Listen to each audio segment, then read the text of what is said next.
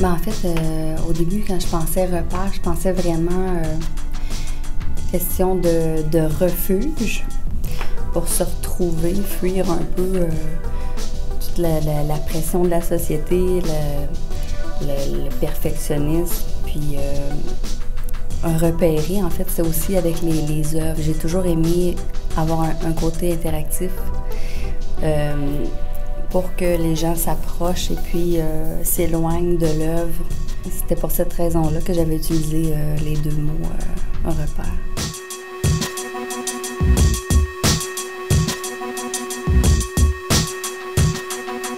Puis oui, c'est vrai que, en fait, je pense que ça va aussi, nos œuvres vont avec un peu notre style de vie, puis notre personnalité, en fait. Puis je suis peut-être une personne un peu comme ça, un peu discrète, mais en même temps, quand on me connaît, je suis assez colorée. Puis je pense que ça se reflète aussi dans mes œuvres. J'aimais beaucoup la sculpture, puis j'aimais beaucoup la peinture. Mais ce que j'aimais de la sculpture, c'était vraiment la matérialité. La peinture prend moins de place, puis aussi je suis une amoureuse des couleurs. Fait que pour moi, c'était une façon de jumeler les deux ensemble. J'ai trouvé comme mon compte dans ça.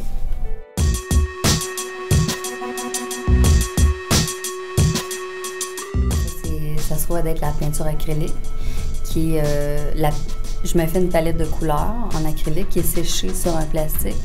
Ensuite, je peux la découper en morceaux, puis je vais la coller avec une peinture qui est peut-être plus pâteuse.